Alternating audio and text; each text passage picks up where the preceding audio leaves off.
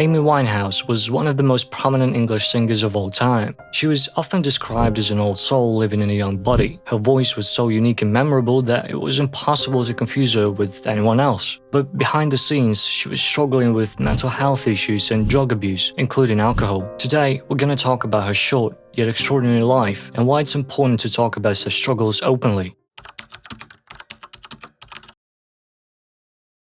Amy was born in London to a Jewish family. She and her older brother Alex were raised mostly by their mother, who worked as a pharmacist. She divorced their father when Amy was just 9 years old. From a very young age, Amy showed a clear interest in the arts, and at the age 10, she discovered American R&B and hip-hop acts, and began listening to a lot of TLC and Salt-N-Pepa, so much so that she decided to start an amateur rap group called Sweet and Sour, obviously inspired by Salt-N-Pepa, though the group was short-lived. Later on, at the age of 12, she was accepted into the prestigious Sylvia Young Theatre School, and a year later she even got her first guitar. Sometime later, Amy was expelled from the school for wearing a nose ring and not applying herself, whatever that means. That year wasn't entirely bleak though. She spent a bit of time with her close friend Tyler James and decided to give him a demo, only to find out that he decided to pass that demo to his manager, Nick. Initially, Amy tried playing it cool, but soon Nick had a new client. She started working with Nick, and after a while she got a record deal with Island Records at just 19 years of age. While Amy was initially a jazz vocalist, her music grew into a wild mix of jazz,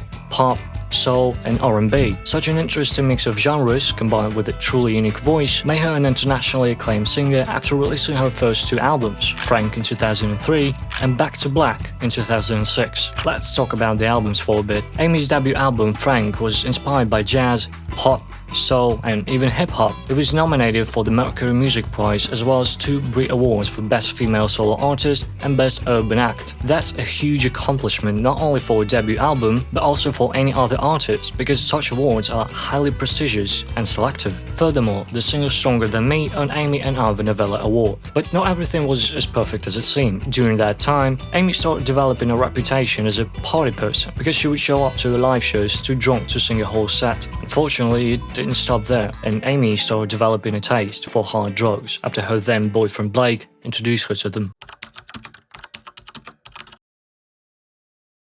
In 2006, her management company suggested that Amy enter rehab for alcohol abuse, but instead of doing just that, Amy dumped the company and used that experience to write her second album that also became critically acclaimed. The album, quite literally, exploded. It became the best-selling album of 2007 in the UK, and the single Rehab, which she wrote about her refusal to go into rehab, became a top 10 hit in the UK and the US. Amy won the Brit Award for Best Female Solo Artist in 2007 and an award for Best Contemporary Song at the Ivor Novello Awards. And as soon as the album was released in the United States, it became an instant hit, landing higher on the Billboard than any other debut by a British female artist in history, and stayed there for several months, peaking at number 2 and selling over 1 million copies by the end of that summer. And it didn't stop there. By 2008, the album was double platinum and won 5 Grammy Awards. Obviously, her hit Rehab earned Amy Song of the Year, Record of the Year, and Best Female Pop Vocal Performance, while the album itself earned Amy Best Pop Vocal Album. She even beat Taylor Swift and Paramore, among many others, as she was named Best New Artist. But while those huge accomplishments were accelerating her career,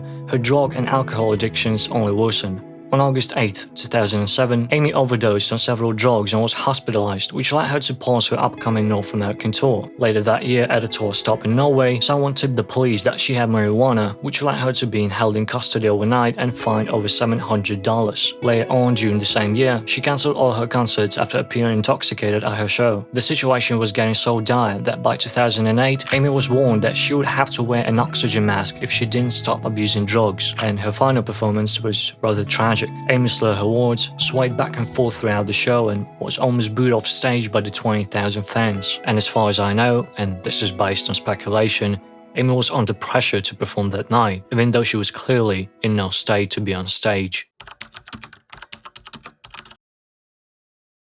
On July 23, 2011, Amy Winehouse was found unresponsive in the bedroom of her home in London and was pronounced dead at age 27. The cause of death was accidental alcohol poisoning. Saddened fans gathered outside of her home to leave flowers. As her father said, Amy was about one thing, and that was love. Her whole life was devoted to her family and friends, and to you guys as well. 3 days later, a memorial service took place in London, which was attended by about 150 people, including her family, bandmates, producer, and close friend Kelly Osbourne. After her death, her family started a foundation in her name to support, inform, and inspire young people. Amy's life story is tragic, extraordinary, and was cut short. It is important to talk about such struggles. A lot of people grow up thinking that a rock star is a person who abuses alcohol and drugs, gets in trouble with the police, and leads a dangerous lifestyle. Artists, on the other hand, don't usually have any channels to express the weight of their heavy lives. Being an artist is hard because what we, fans, see is only the tip of the iceberg. They're constantly scrutinized by the media. Anything and everything they say can be used against them at any moment. They can't trust people easily because most of the so-called friends are just there for their money or fame. They don't really care about the artists as people, and these are just the most obvious reasons why artists struggle with alcohol and drug abuse, and nothing will change if we don't talk about it. The entertainment industry is made up of far more than just famous actors and musicians. It includes artists, personal trainers, athletes, referees, museum curators, and so many more. Sadly, the art and entertainment industry suffers from addiction at a much higher rate than the national average. According to NSDUH data, more than 14% of people in the art and entertainment industry reported illicit drug use in the last 30 days,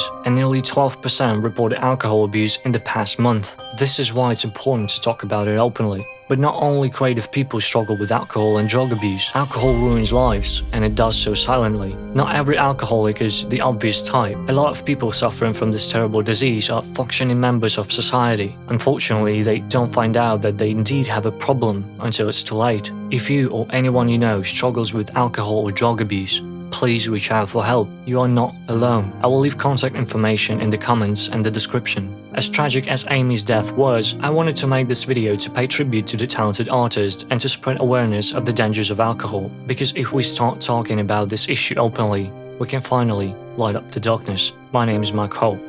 Stay awesome and keep making this world a better place.